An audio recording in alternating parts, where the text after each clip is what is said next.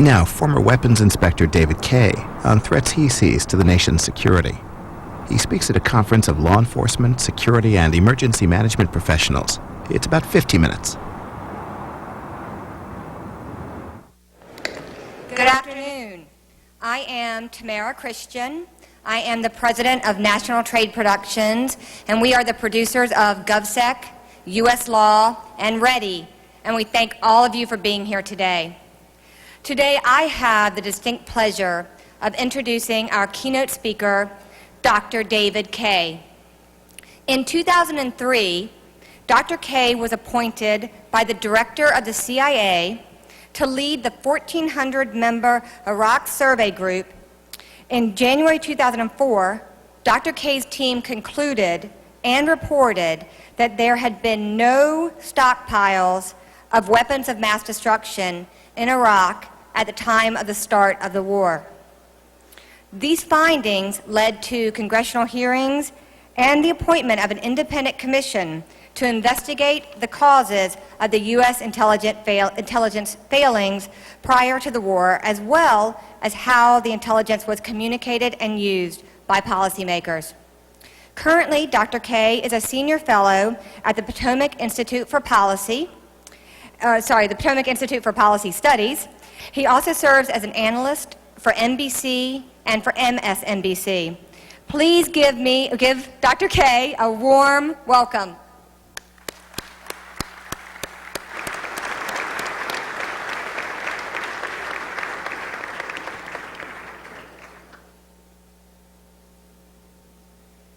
Thank you very much, Tamara. I particularly appreciate the introduction. As I've told you and others at times, I view introductions as probably the most dangerous thing I've ever done in my life. Occasionally, you even do it to yourself. My favorite example is, now it's over 20 years ago, I was asked to go to Egypt to accompany a group of U.S. doctors who were examining the Egyptian health system. They decided at the last moment they should have someone who knew something about Egypt and who knew something about the Third World area, and so I was asked to go. And I was told, well, I could explain my presence by saying I was an economist. Well, we got in, and as typical in these delegations, the first thing you do is you sit down for a large dinner. You literally get off the airplane, and they take you to a place, and the minister is hosting a dinner.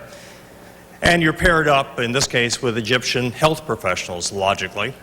The doctor opposite me said, and Dr. Kay, what is your specialty? And I said, well, I'm an economist, because that's how it was decided to describe me. And he looked at me and he said, we used to have those in this country, but President Nasser had them all killed.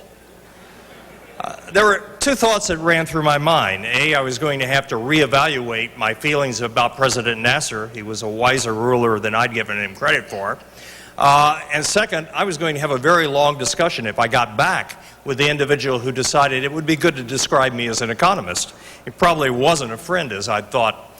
And about 10 minutes later, conversation carried on, but 10 minutes later, the Minister of Health, who was down the table, slammed his hand down and said, Dr. Kay, I understand you're a communist. Then the penny dropped. That's the problem of being a Texan. Sometimes your accent gets in the way. And I said, no, not quite as dangerous, just an economist. And he said, oh. And, oh was not an endorsement, but it was slightly better than being a communist. So I'm happy, Tamara, to have survived that introduction. I'm really happy to be here. Just a quick walk through the floor. First, the exhibits seem extraordinarily good, but I also, and for me it's more important, the people I met. There are several here who are people who were with me in Iraq, with me in the very literal sense. They provided the close-in protection day in and day out.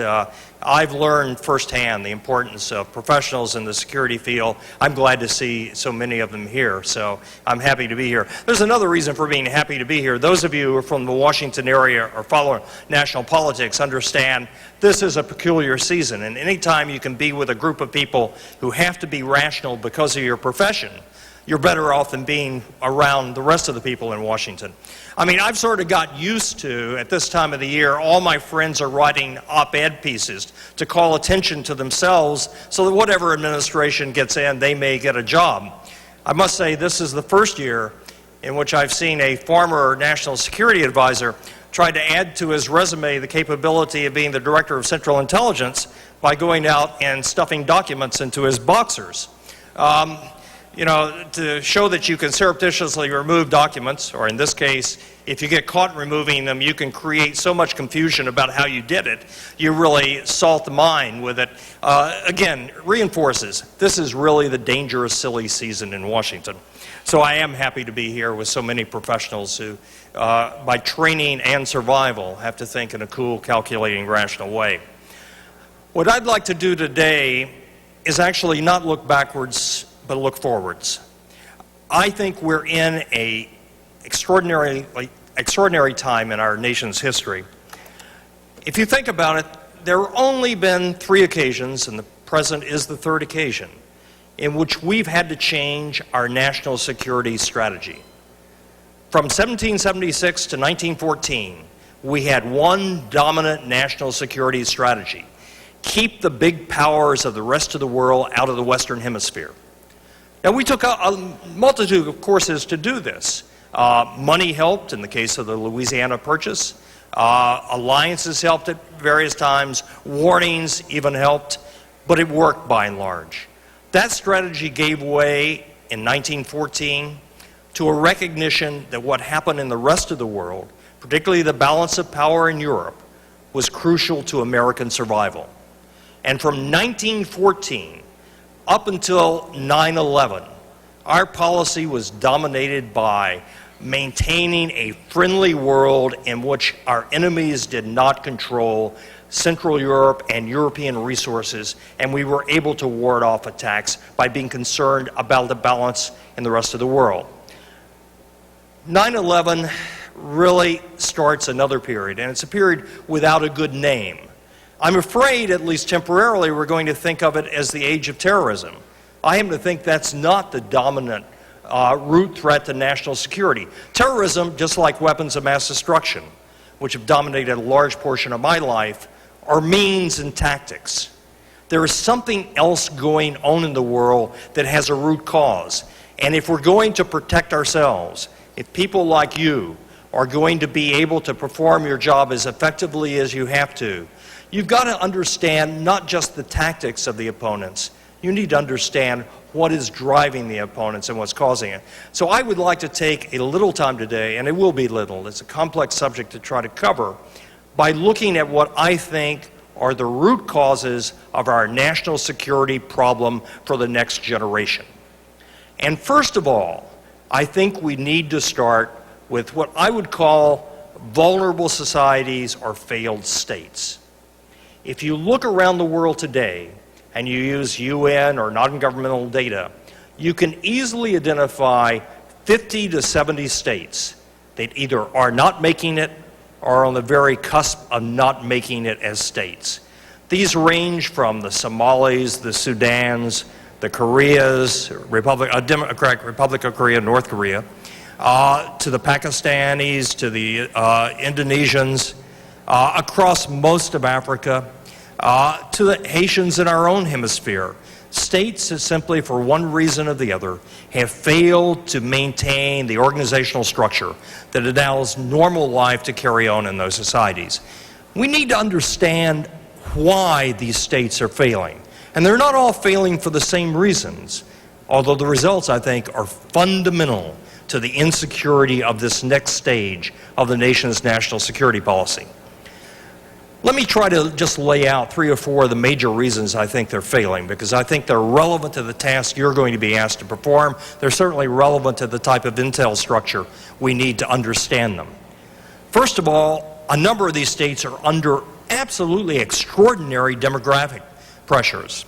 In Western Europe and in the United States, for most of our recent history at least, the percent of your population under 15 years old has been around 17%. Let me just contrast that with the region where I've spent the last year of my life. In Iraq, 62% of the population is under 15 years of age. In Yemen, it's 50% is under. In the Middle East as a whole, it's 35% is under 15. And if you slightly change that to what I think is actually, although demographers don't always use it, a more relevant cut, that is 24 years of age. You've got over half the population in the Middle East are under 24. Now, the reason that's relevant is if you think in your own family, those of you who have had or currently have teenage kids, this is the period of maximum dynamic stress. They need education. They have demands for health. They have demands ultimately, and in many cases it's not ultimately, right away, for employment and jobs. And if they don't have it, they have so little stake, and some of us as parents might say so little judgment, that in fact they're willing to undertake extraordinarily risky acts without thinking of the consequences. They're social dynamite. And in large chunks of the world today, we have significant groups of the population in individual countries that are at 50% or more in that age group. Now, it's also changing the shape of many of those regions. My favorite factoid of the moment is a country that in many ways is beautiful from a National Geographic sense, but is a disaster in almost any other sense, and that's Yemen. Yemen is a country without an economy unless you call the growing collection and distribution of the narcotic weed khat an economic system. And yet, at mid-century, Yemen is going to be the second largest country in the Middle East. A country without an economy, a country without an education system, a country without an economy that can produce jobs for over 100 million. Demographers estimate about 105 million in Yemen at mid-century. Any wonder as you look around Al-Qaeda, you're already seeing a large proportion of Yemenis providing the foot soldiers of terrorism already. Now, the second reason is economic. We complain, and with some justification, we're concerned about our own economic status and the fluctuations of the job market, the stock market, 401k accounts in the United States, without recognizing that in at least 70 countries of the world, the economic situation today is very, very difficult, to be polite about it. In a wide swath of Africa, the per capita income today is lower than it was at the point where colonialism ended in 1960s. Even in the country that, for many of us in our mind, is the stereotype of great wealth, Saudi Arabia. The Arabian Nights jump to mind, the extraordinary wealth and abuses of that wealth over the last decade or two that we can all think of, spending of money. We don't think of Saudi Arabia as a poor state. The per capita income in Saudi Arabia today, as compared to 1972, remember 1972 and gas lines? Some of you are like me, old enough to remember that. Saudi Arabia per capita income today is about 60% less than it was 25 years ago. Now think of what that means personally. That means for the children today in Saudi Arabia, they are not going to have the income, the economic future, the wealth that their elder brothers, their uncles, and their fathers had. It's a tremendous and sudden decompression of economic wealth into something that is far, far different. And this can be, it's in many places of the world. We forget how many countries depend on a single crop or a single resource, a condition that makes you vulnerable to economic fluctuations. And in fact, in most of these 50 to 70 countries, their economic situation today is much worse. They also, most of them, lack the educational and health systems that are necessary for social stability and to give people a anchor, a stake in the future that allows one to view it worth participating in the social and political life of those countries. You look at Pakistan. Pakistan is a country with an army, but without an education system. Pakistan followed independence with a strange form of the British education model, that is a few good private schools for the wealthy elite, and they walked away from public education. Turned the education over to the mosque, and you get the system of the Madras education system today, which is a recruiting mechanism from the most radical form of Islamic jihadism. You also have, in many of these countries, and this is, I think, at the key central of what's happening in these countries, a failure of social integration. If you think about the 50 to 70 countries ranging across, take the DPRK, North Korea, really a medieval society across Pakistan, Indonesia, much of Africa, you've got countries that are being asked in a generation to make a jump from a pre-modern society in most of their daily lives to a modern, integrated, highly competitive global society. Think how difficult that is, and we've done it much slower in our own cases. Go into South Carolina, go into Louisiana, go into much of the South, or go into the Midwest where the family farm is in the process of disappearing. The South for textile workers, where in fact global competition has changed their very life within a generation, and how hard that is to do in a supportive, adaptive society like our own. Or if you are, like noticing some of the vendors, some of my friends from the IT industry, look at what happens when you discover you can go to places in India and get software designers at an eighth, a tenth, a 20th of the cost that you can in Silicon Valley, and the jerk that makes in your life and in your industry.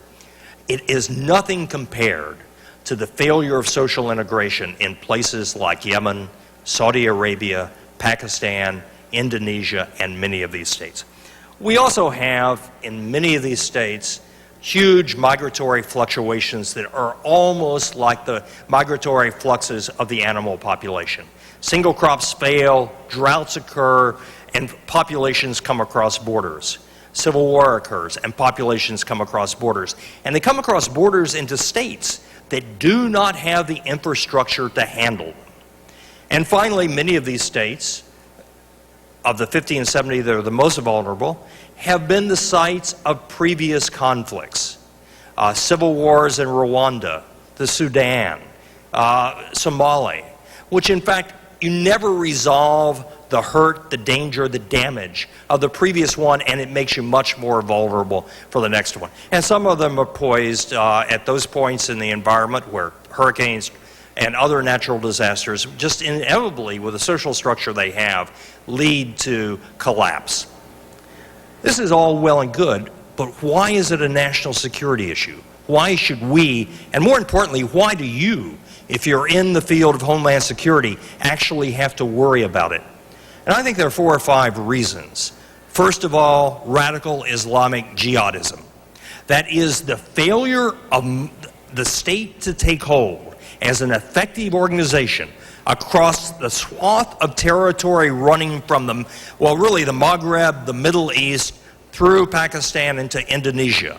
The failure of the state structure to integrate into a concept that will hold the loyalty and dynamicism of a population has allowed the most perverted radical form of Islamic jihadism to take root. And they're coming after us because they believe we are at fault.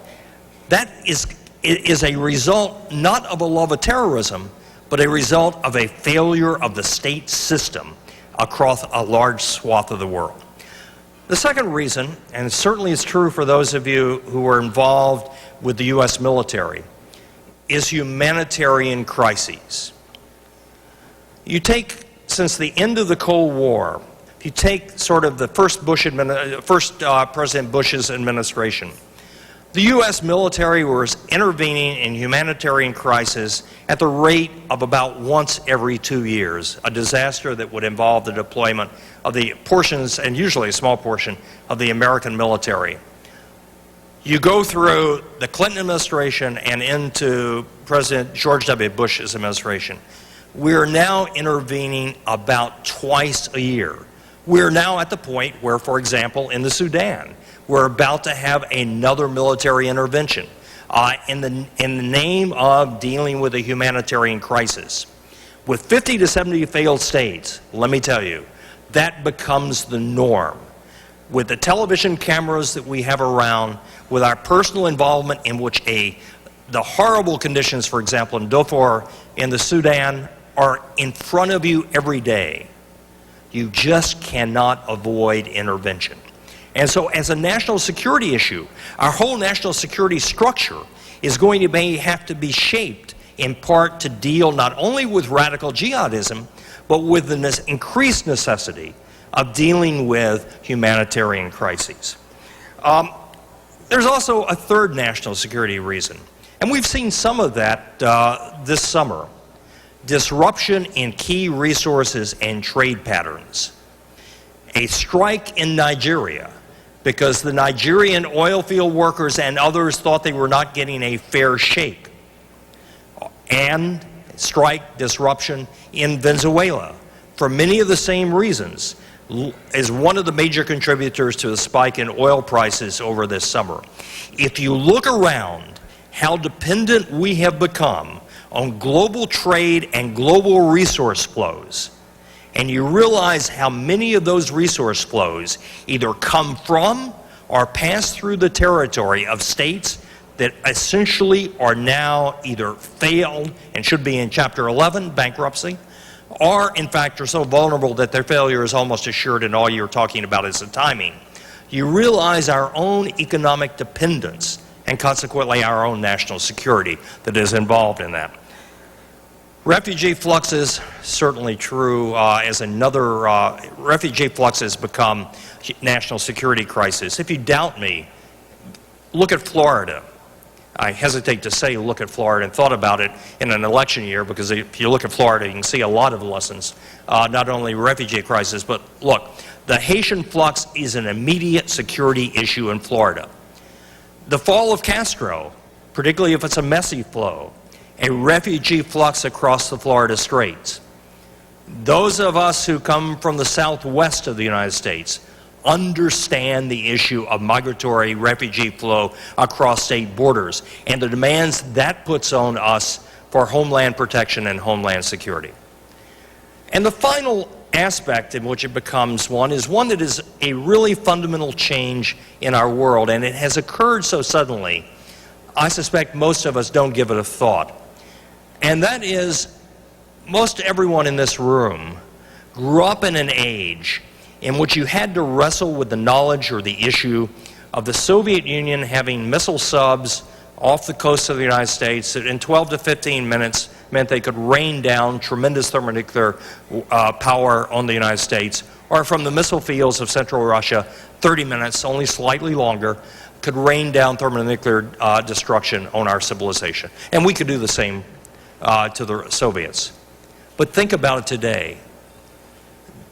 The things that will threaten American national security no longer require the resources of a superpower to reach us. If you can afford an airplane ticket, or if you can stow yourself away on a ship, or even worse, if you can pack a shipping container that comes into U.S. ports, you probably have the capability of threatening U.S. national security. And that means that it is here and it is not there. We have, at least in the first two national security periods of our country, republic, worrying about national security. The period when we wanted to keep the great powers out of the Western Hemisphere. The second period where we wanted to be concerned about the balance of power, not really in the rest of the world, but in Europe. We worried about an enemy that was over there. I know I'm talking to the church choir, but I think very few of you, your fellow citizens, recognize it. Every day, your life, your profession is on the line because the potential enemy is not over there, it's over here. And that is going to make a difference as to how we deal with national security in the coming generation. There are, of course, other reasons, and these other reasons are not unimportant. And let me just briefly skate over them, not because I think they're unimportant, but simply as a matter of time. There are remnants of the Cold War and the Second World War that every day threaten the breakout of war and conflict. Certainly the North Korea-South Korea border is one that every day when you turn on the radio, flip on the television in the morning as you're getting up, no one should be surprised if that comes with the news of a security crisis and a conflict there. One that we think less of, but probably is not that much less significant or likely, is the Taiwan Straits. In fact, I imagine if you did a survey of the general American public, Taiwan, the answer would be, where's that? And the answer would be, what's the origin of it? It is a remnant of the Cold War, the end of the Second World War, that indeed still offers the danger of an immediate security crisis. And I would add, of course, the same is true of Israel and its neighbors. Always possible. I think not as key to the next generation as the failure of the state system, so the widespread failure of the state system, but one that we have to deal with. There are two other broad classes which we really don't have time to do with, and I actually think most of them will be reflected in causing states to fail. And that is competition for resources, particularly water and oil, which will show up with tremendous pressure on some states as they simply can't cope with the issue of having not enough resources for their population base. And the other is widespread transnational issues of health and agriculture, global climate change. You've seen an opening of that, although most Americans have not seen as much as Europeans have seen. Let me tell you, the whole southern swath of Africa today is in failure and on the verge of unbelievable chaos because of AIDS. You're wiping out the educated population. For example, if you take Zambia, 40% of the teachers, doctors, and civil servants today have HIV. If you look at South Africa, the impact of AIDS on South Africa is putting South Africa back at least a decade already and on the cusp of failure unless it comes to terms with how to deal with it. You saw very briefly, and actually you saw, I thought, a very strong and appropriate reaction from the country that realized how threatening disease could have been a year ago. Anyone notice how the Chinese reacted to the outbreak of SARS? It was not only a public health response, it was a security response, recognizing that rampant disease like SARS could threaten the very foundation of the People's Republic of China and the rule of the Communist Party in China. I suspect that endemic diseases are likely to become the widest cause of immediate state failure, and it may hit, as SARS was an opening wedge, it may hit countries that we think of as too large to fail. They are not too large to fail under some impact, and that will become a national security issue not only for them but for us. I'd like to very quickly deal with what I dismissed, and I didn't really mean to dismiss it, as tactics and means, because I think they've changed, and they've changed in really fundamental ways. First, weapons of mass destruction. Weapons of mass destruction and the concern of the proliferation of weapons of mass destruction, particularly nuclear weapons, really goes back in the American political system to President Eisenhower and was taken up by President Kennedy as a major issue. What's changed? Because I think the weapons proliferation issue no longer is the problem that was seen by President Eisenhower or President Kennedy. President Eisenhower and Kennedy were worried about the proliferation of weapons to states who would do it by creating or recreating the weapons programs that the superpowers had. And they were mostly worried about them being creeping into the hands of large states. We forget that back when John Kennedy referred to the problem, the immediate concern was China, states like Taiwan, the Republic of Korea, that is South Korea, Japan. States are pretty substantial. That has all changed. What has changed today is that the capabilities have become so widespread, the ability to get those weapons has become so general that there are largely a trivial issue, and this is particularly true in the chemical and biological area, for every state and even for substantial groups. And let me just pause a bit to give you a biographical example so this doesn't seem so abstract. And some of you will guess the name before I give it to you, but let me give you the biohistory of one of the most interesting people on the international scene in the last 5 years. An individual who was born in Bhopal, India in the 1930s. That was an India that was ruled by the British, colonial India. In the 1950s, after Indian independence, actually almost 8 years after Indian independence and the split of Pakistan, Bangladesh from India,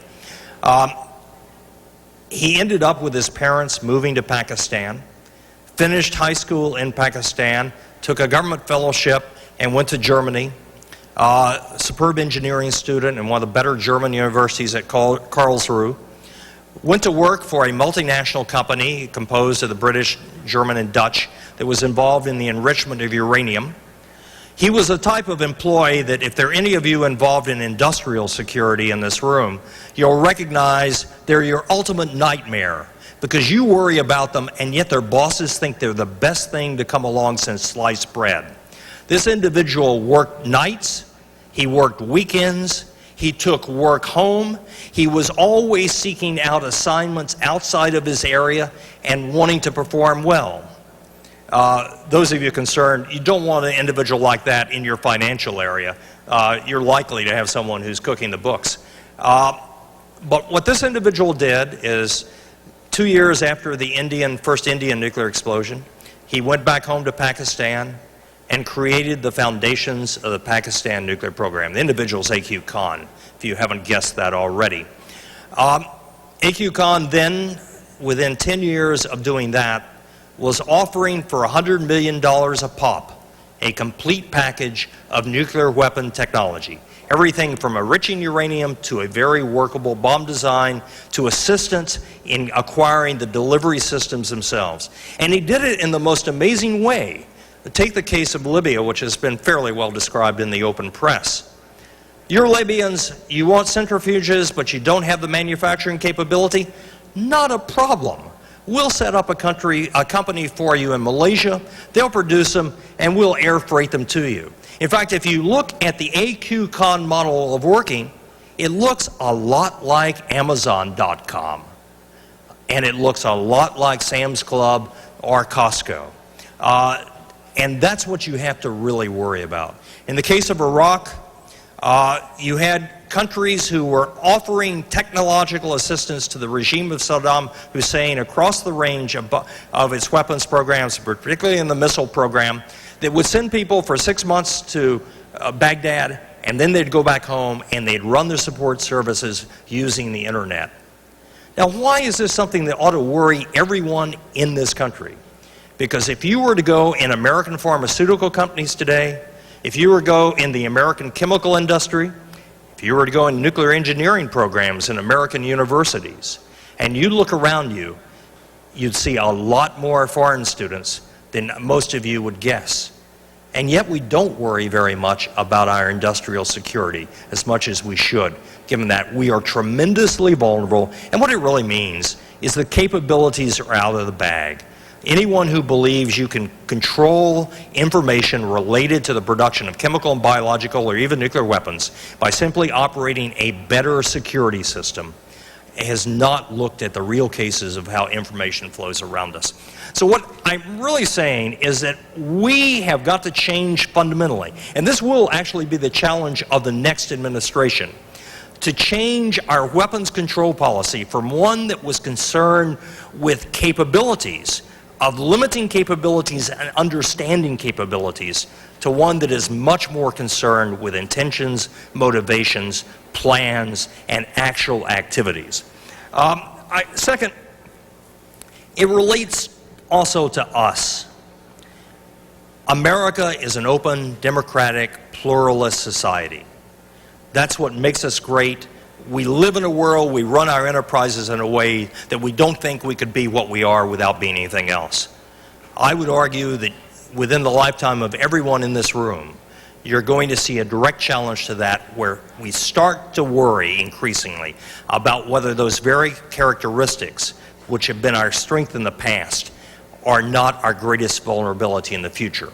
And it is the challenge of professionals like you to figure out how, in fact, we do not let that grow from an increasing fear to a reality, because it really would fundamentally change our society. But you're going to see it clearest in the weapons proliferation area immediately.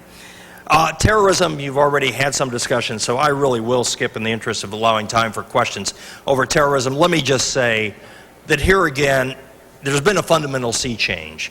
For most of us that spent part of our careers worrying about terrorists, the classic model was the IRA. People who wanted not to destroy societies, but wanted to take over societies and governments. Terrorism today has fundamentally changed. The motivations have changed. They're no longer interested in taking over societies. The the chant you hear when you go to the hellholes of the world, whether you're talking about the refugee camps in Gaza, whether you're talking about Sri Lanka and the Tamil Tigers and the problems there, and other places across the world, is I die, therefore I am. My life only gains meaning because I am dead. The willingness to run extraordinary risk, self-sacrifice. And what's not recognized very widely, but should be, if you think back and you look at the hijackers of 9/11, or you look at the perpetrators of the Madrid bombing, these were not the desperate kids who had no access to a future. These were mostly middle-class kids who had fellowships and who in fact could have on their own have made their way in modern society. But because of the desperation they were surrounded by, felt so alienated from a future that they gave up their own personal future to the commitment of a cause that involved the destruction of our own society. You combine that with new capabilities that allow them to threaten mass, not so much mass destruction as mass casualties, and you have a very different change in that.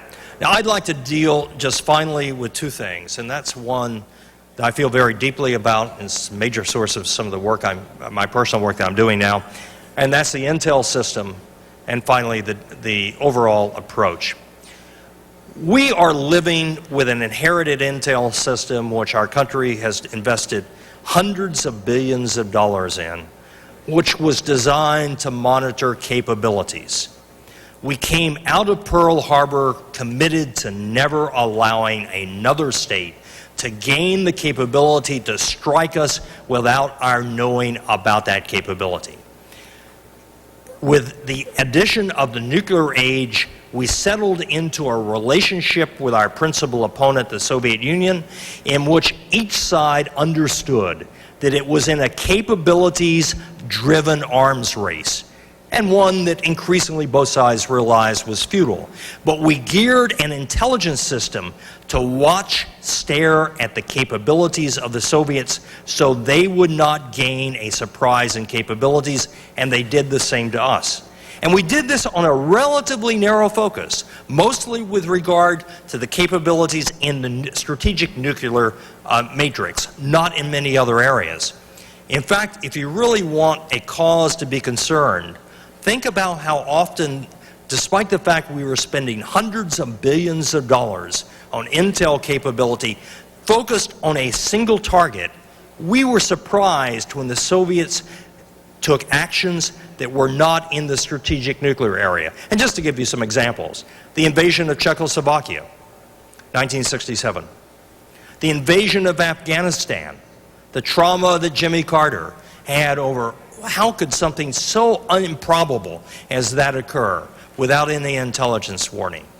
Even in the strategic nuclear area, when the Soviets acted out of type and did not involve large amounts of material, for example, the placement of nuclear warheads and missiles in Cuba during the Cuban Missile Crisis, we didn't do a very good job.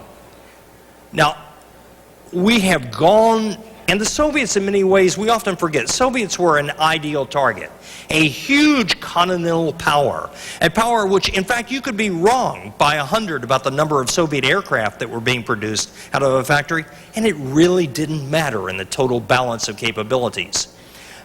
They had to communicate, and they had to communicate across great distances. And we developed the technologies and the courage of our operators to penetrate that system and to understand it.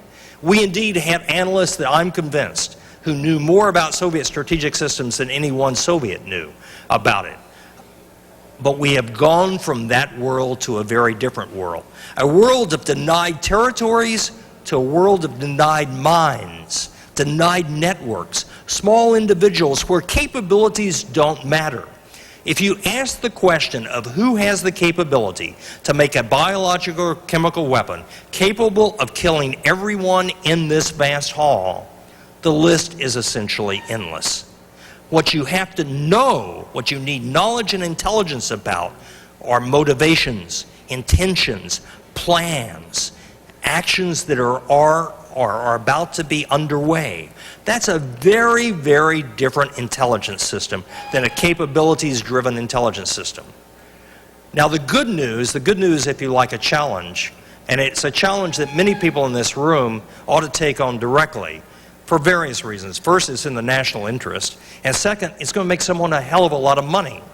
And that is, if you look back at the technical giants of my generation, of the people I look up to and admire, the people who imagined, and most of technology, the real challenge of technology, as you know, it's not in the doing, it's the imagining of what can be done. The jump to outer space, the Corona project, the follow-on keyhole satellite system, these were giants of science and technology. There are people today and in the generation ahead who will stand shoulder to shoulder with them because they will be able to envisage and then create the technology that will allow us to understand what small groups are doing, what their plans, motivation, capabilities, and actions are. Those technologies need to be developed. And to give you just a clue as to where I think you'll go, we have spent more than 30 years going further and further out to be able to stare over boundaries. We now need the technologies that allow us to get close in. I would say, I do not think the 15 dinosaurs of the current Intel community will be the people who will develop those technologies at the pace we need them. Either that system must be broken, or that those technologies need to come, as I suspect they will, not from a government system, not even probably from a government private partnership, although I would like that to occur, and I think that's probably the fastest route. They're likely to come directly out of the private sector of people who understand the need to do this and go ahead and do it and then have to transfer it to someplace in the Intel community. But we need, and let me just take one example of it, the communication area. We have invested billions of dollars in vacuuming everything out of the ether.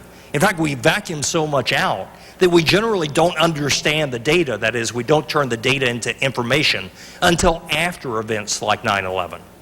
But that's not the real challenge. The real challenge today is going to be close in. I need to know what 4 of you are discussing in a hotel room at 7 p.m. tonight. And I need to know it and understand that I need to be in that hotel room, or I need to be able to tap into that hotel room and get there, and I need to do that in a global forum. The new technologies are going to have to be technologies that enable operators to carry out actions that, in fact, operators have not been able, not had to carry out through the entire Cold War. There's tremendous technical frontier out there, and it needs to be driven there. And finally, let me deal just very quickly, so I can leave 15 minutes or so for questions, and that is the approach. In the period of the Cold War, the Soviets and the United States both had a capabilities arms race that they engaged in. And we developed a capabilities intel system designed to look at it. And from that, we got a fair degree of stability. Ultimately, though, it was social and economic factors that bankrupted the Soviet Union and caused it to collapse. And let me just say, as much as I value, and I really do mean, I value this both on the professional level, but I value it personally. I see people in this room who I know have protected my life and were willing to sacrifice their own life to do it. While I value the skills and dedication all of you bring to the job, there is not enough money in the U.S. economy if we solely focus on defense. Not only will it bankrupt us, it ultimately will not work.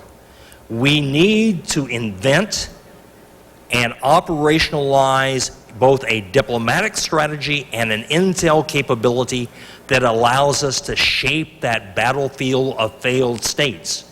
So we reduce the challenges you have to face. We will never eliminate them. But if we go ahead with 50 to 70 states, representing roughly a half to 70% of the world's population in abject failure, you're not going to be able to defend us, and we're not going to be able to afford it. We need to think about how we develop the capability to understand what is happening in those states and to shape the battlefield. Now, we also have some characteristics. We can't do it by ourselves.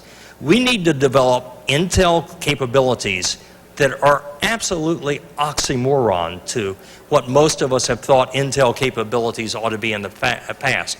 They need to be widely shareable. They need to be credible. And particularly coming out of Iraq, that is a high order task. They need to be reliable. They need to be something that allows an administration to shape a shareable international agenda that addresses the despondency and the failure, the lack of social integration, the economic plight and the social and the humanitarian plight of these countries, so that that battlefield becomes a more benign battlefield.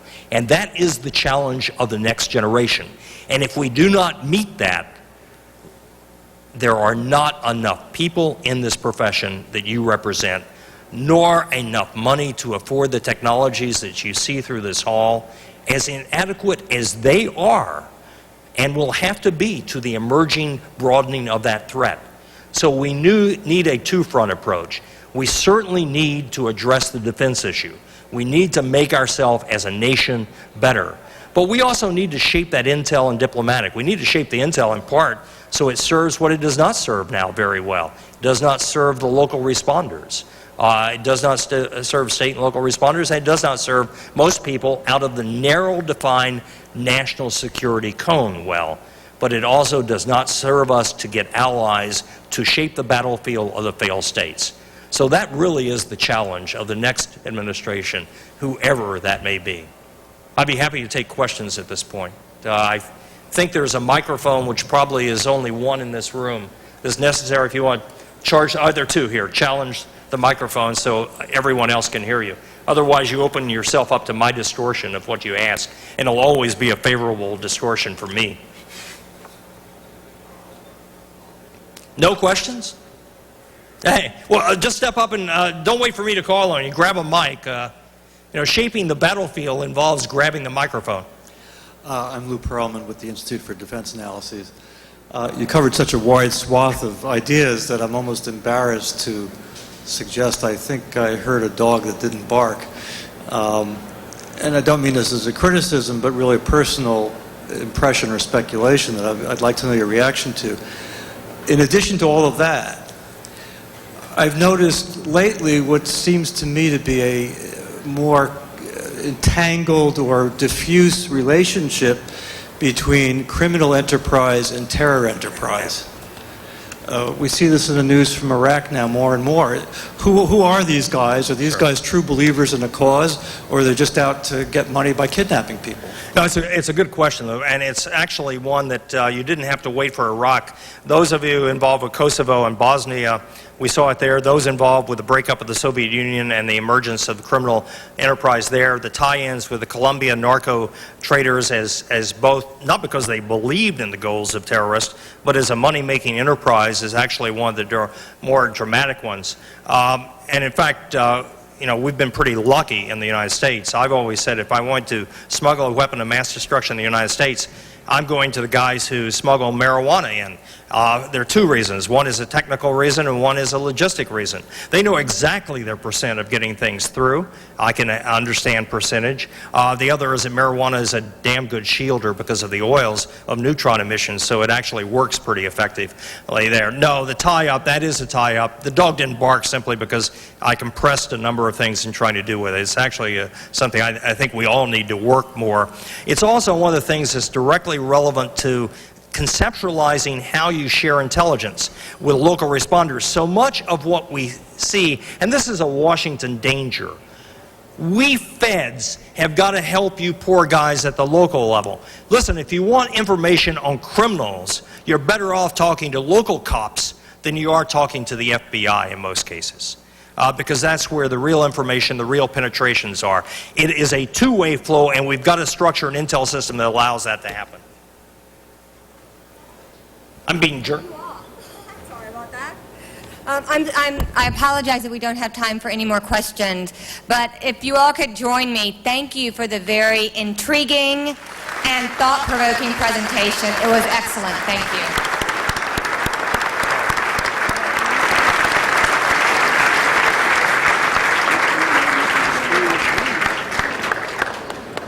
Nothing to go to till talker. Thank you. I appreciate it.